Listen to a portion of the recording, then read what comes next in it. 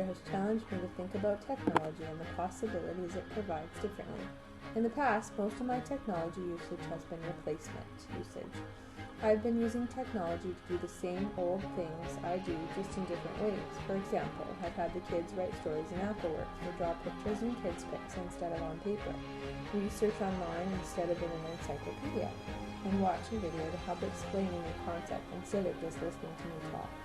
All of this has been great, and I will continue to use technology in this way because if I can do old things differently and as a result do them faster, easier, or more accurately, I will. But I also want to create new and different learning experiences for my students, and I'm beginning to see how technology can help me do that. I don't want to use technology just because it's there or because I'm taking LTT and have to. I want to use technology to create new experiences for my students, allowing them to learn, interact, create, and share in a way that they would never have been able to without it. I want technology to push my students and me to new heights, new learning, and new knowledge. And while I have a long way to go, I feel like that is beginning to happen in my classroom. Our digital story project provided us with a window to view many other options open to us. The pride the students demonstrated in their work was evidence to me of the effort put in and resulting achievement. Displaying our projects publicly on our classroom website provided the students with a much broader audience than they have ever experienced before, and this is just the beginning.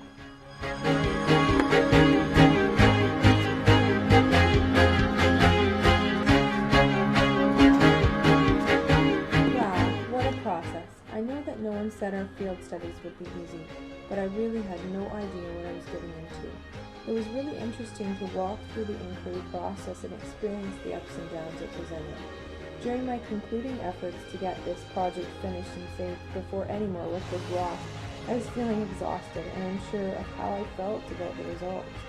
After doing some personal reflecting, collaborating with other staff members involved, and reading the student surveys, I realized that this project was in fact filled with many magical moments.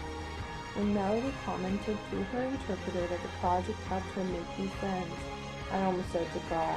And when I discovered that Joey was our new star and was being asked for help and assistance, I knew that all of my efforts and frustrations had been worth it.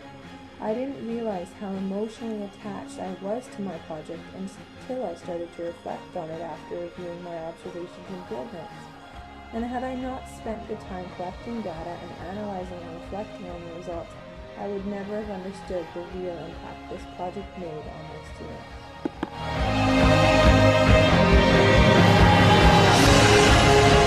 At lunch one day, a colleague asked me about my website and the process involved in developing it. When she heard it was easy, she asked if I would sit down with her at the upcoming Pro-B on October 24th and teach her iWeb, the program I used to develop part of my site.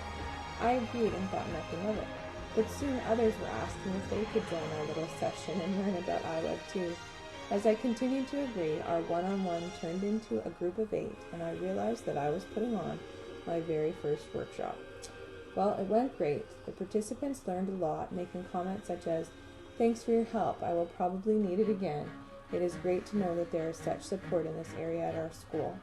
And since the workshop, 2 new websites have been developed at our school and are up and running, with one in the works and a personal site started as well.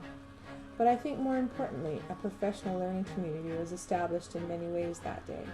Through that connection, participants continue to expand on their understanding by sharing their successes and failures with me and others who participated.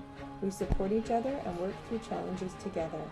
According to Do Mang, the author of our summer text, Rethinking Technology in Schools, that is exactly what a PLC does.